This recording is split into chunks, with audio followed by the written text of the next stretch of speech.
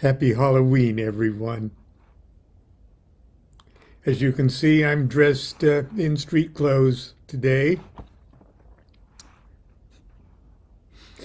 I hope everyone is enjoying their Halloween. I hope you had nice dreams last night.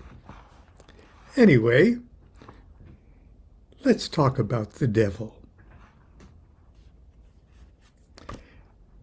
And we're going to do that.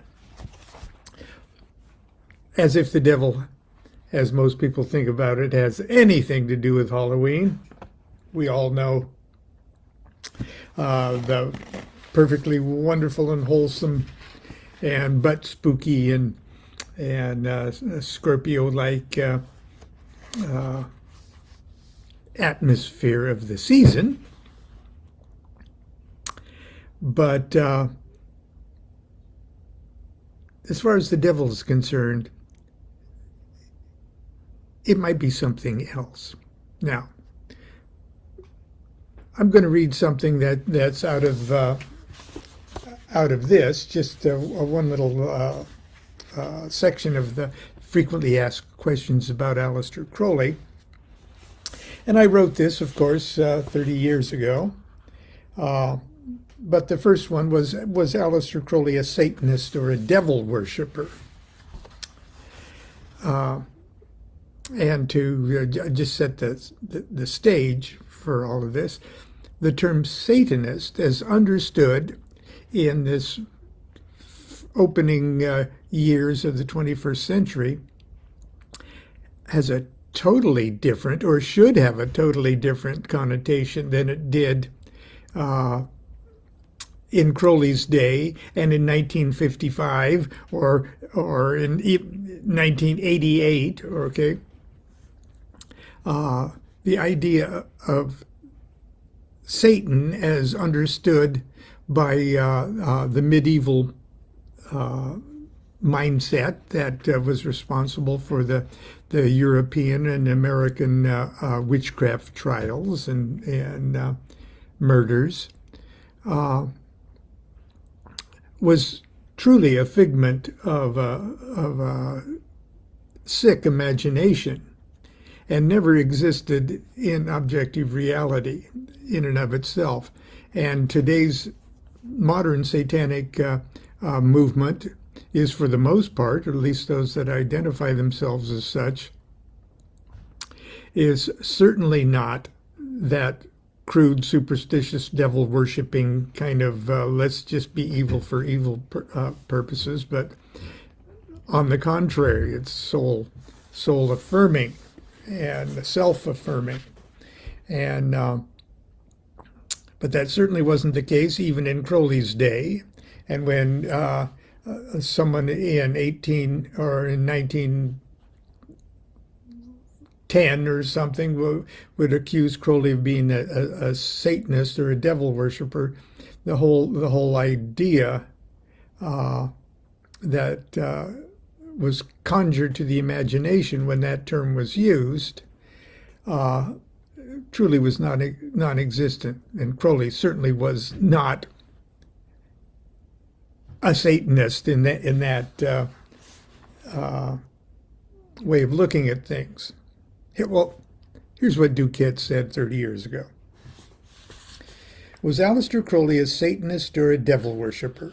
No. Although he can be misquoted and quoted out of context to suggest otherwise, Crowley most certainly was not a Satanist or a devil worshipper. There is no question that he seemed to enjoy his sinister reputation. It's also true that he loved to shock the shockable and was happy to allow anyone who was ignorant and superstitious enough to believe in a boogeyman devil to be afraid of him also. I got to digress for a second. Now, I know many of you would never get themselves into situations like this, but Crowley found himself often confronted by people, sometimes even people in the press, that repeated back to him rumors about him and to clarify, is it true? Is it true, Mr. Crowley, that you murdered and ate 2 of your native guides on your mountain climbing expedition in the Himalayas? Is it true? Did you kill and eat 2 of your Sherpa guides? Now, I don't know about you, but if someone confronted me with that, my first impulse would be to fuck with their brains. If you're stupid enough to ask that stupid question, then here's my answer. Sure. No, yeah. You know, you get really hungry at those altitudes.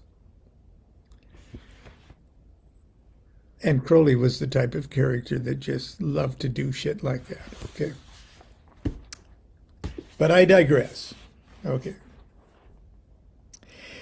But in order to be a Satanist, by the most common definition during Crowley's lifetime, one must acknowledge the reality of the Judeo-Christian Muslim spiritual worldview, a worldview that embraces the concept of a devil who is the all-evil opposite to a God who is all good. As Crowley repudiated Judeo-Christian Muslim doctrines, including the belief in the existence of their devil, there are no grounds whatsoever to charge that he was a Satanist. Somebody said, I forget who it was, you have to be a Christian to be a Satanist.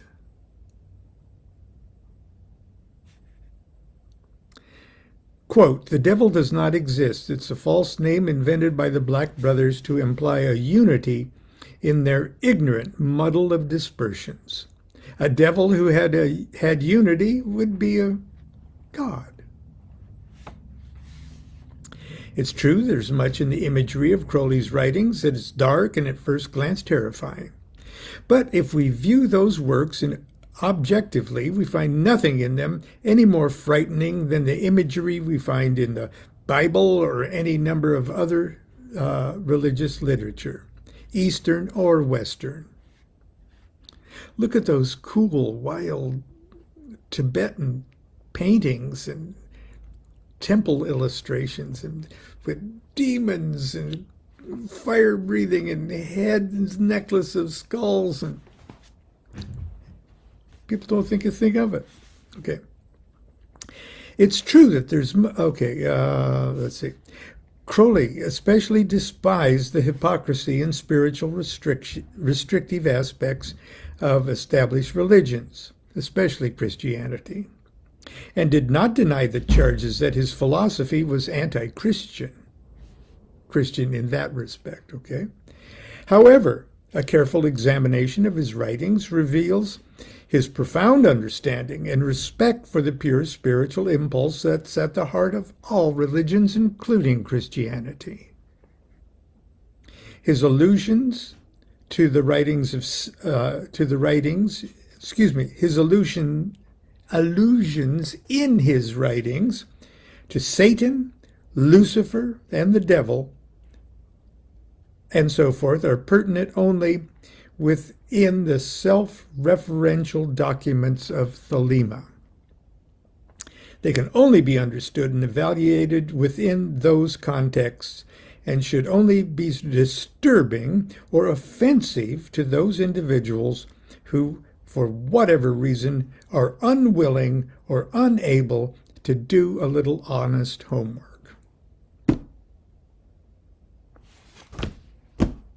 Okay, that being said, let's talk about the devil.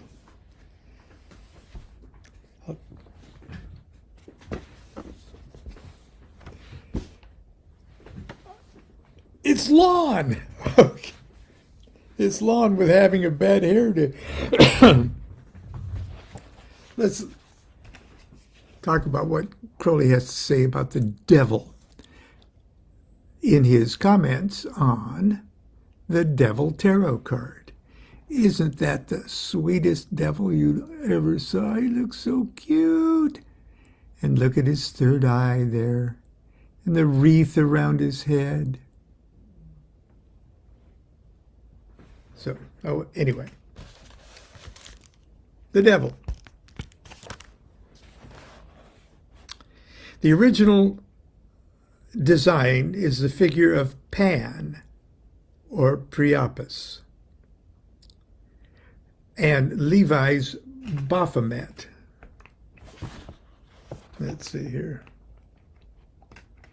Oh, I got Baphomet on the cover of a couple of books.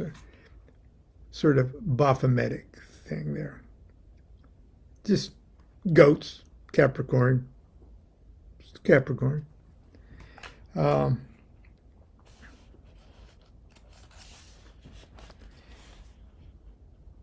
Okay. Crowley's little poem.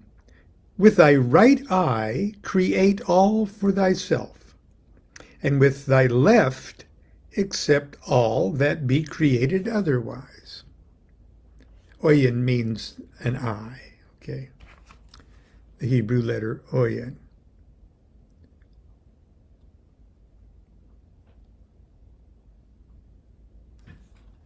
Okay. And then I repeat that quote. The devil does not exist. It's a false name invented by the Black Brothers to imply a unity in their ignorant muddle of dispersions. A devil who had unity would be a god. The devil may not exist, but there is most definitely a devil card in the tarot. And in my opinion, he's the most universally misunderstood character in the entire deck. But then you probably guessed I would say that. This is the trump of Capricorn, the sign of the goat. Indeed, for the purpose of fortune-telling, the devil has truly been the scapegoat for all the perceived evils that could befall us, and the sinful temptations that are constantly luring us toward self-destruction. How convenient. Now, a few days ago, last week sometimes, I think, I talked about the fact that I don't read tarot reversals. Okay, I don't use the concept of reversals, except in so much that if one appears in my reading, it just inconveniences me to turn it around and interpret it how I please. But listen to this. It goes sort of with that little talk. But if the devil is supposed to be the card that represents evil, which card should we pick to represent good? All the other trumps have the potential of representing the qualities of both good and evil. That's how I look at the cards. I don't need to see them turned upside down. Why do we need one card just for evil? Can't the fool be thoughtless enough? The magus larcenous enough? The high priestess seductive enough? The empress wicked enough? The emperor tyrannical enough? The hierophant bigoted enough? The lovers unfaithful enough? The chariot pretentious enough? Lust lascivious enough? The hermit self-abusive enough? Fortune ill-fated enough? Adjustment unfair enough? The hanged man tormented enough? Death murderous enough? Art chaotic enough? The tower catastrophic enough? The star despondent enough? The moon deceitful enough? The sun narcissistic enough? The aeon destructive enough? Or the universe cold and cruel enough to handle all the evil in the world? It should be obvious that the devil is something other than the ultimate evil. That something other is just what the full title proclaims. He is, and this is the title to the devil card, Lord of the gates of matter. Now, that in itself can be pretty scary, especially if you've been convinced that earthly life is somehow an estrangement from God, and that all things on the material plane, including you and me, are inherently evil. Grow up.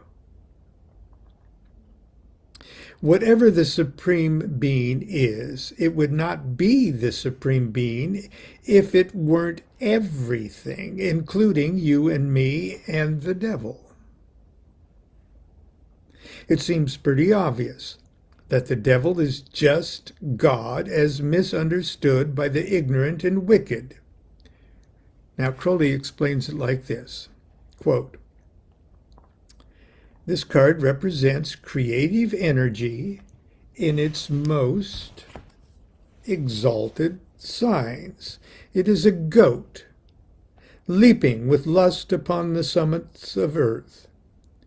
In this sign, Mars is exalted, showing in its best form the fiery material energy of creation. The card represents Pangenitor,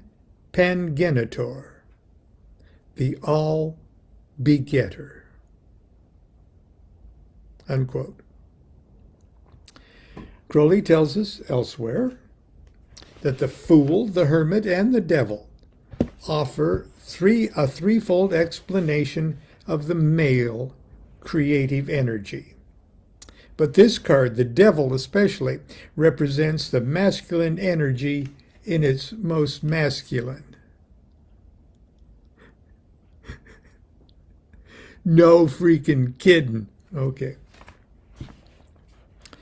Masculine energy in its most masculine. Indeed, look at the card. I don't have to draw you a picture. Lady Harris could hardly have been more explicit. The whole card is the devil. A magnificent three-eyed Himalayan goat stands before a tree and its two great transparent globular roots. Perhaps most interesting are the figures in the testes. In traditional tarot decks, the devil trump shows a woman and a man standing beneath the devil in curious attitudes of worship and bondage. These figures are translated in the Harris painting as 4 female forms. On the left testicle, and and let's see how many. Let's see.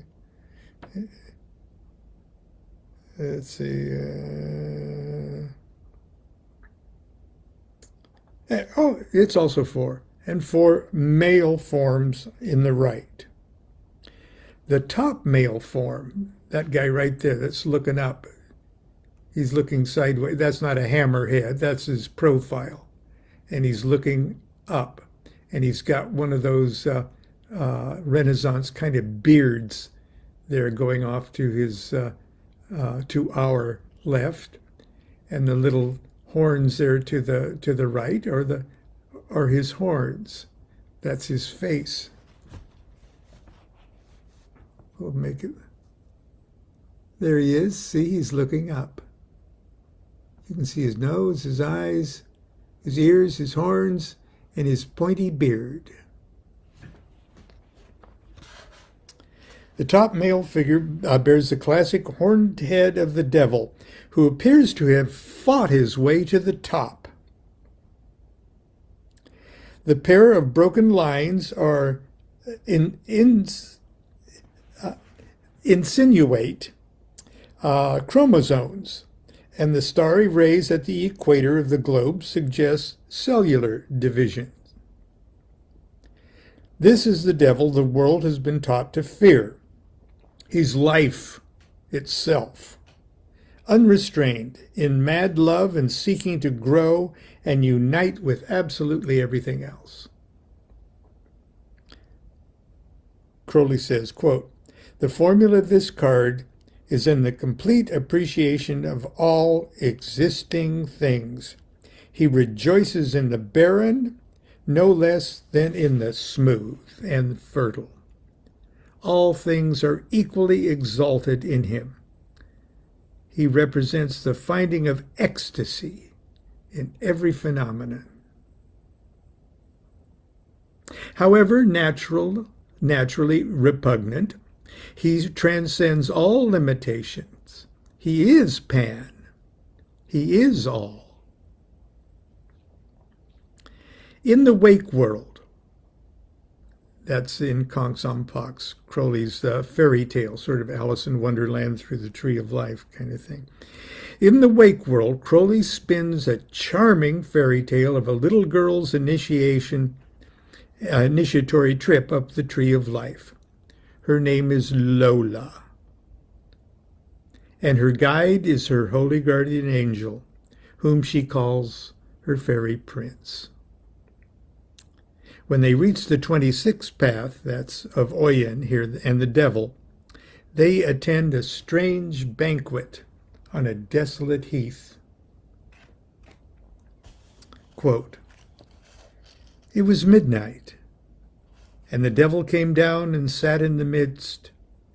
But my fairy prince whispered, 'Hush, it is a great secret. But his name is Yeshua, and he is the Savior of the world.'" And that was very funny because the girl next to me thought it was Jesus Christ, till another fairy prince, my prince's brother, whispered as he kissed her, "Hush, tell nobody ever. That is Satan, and he is the Savior of the world." Unquote. That's a few words about the devil card. Crowley actually did write a poem, a short poem, just a few verses, called Hymn to Satan. And it's the perfect thing to read on Halloween.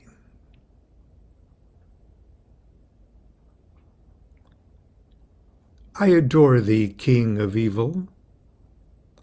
By the body thou hast fashioned in the likeness of a devil. By its purity unpassioned, I adore thee, King of evil. I adore thee, Lord of malice.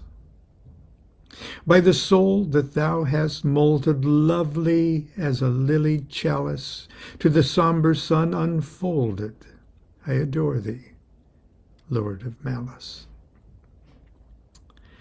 By its thirst, the cruel craving for things infinite, unheard of, dreams devouring and depraving songs no god may guess a word of, songs of crime and songs of craving. By the drear eyes of the devil, bleak and sterile as they glitter, I adore thee, King of evil. With these lips as dry and bitter as the drear eyes of the devil, I adore thee, I adore thee. I abase myself before thee. By the spells that once awoke the lust of chaos, I adore thee, I adore thee. I invoke thee.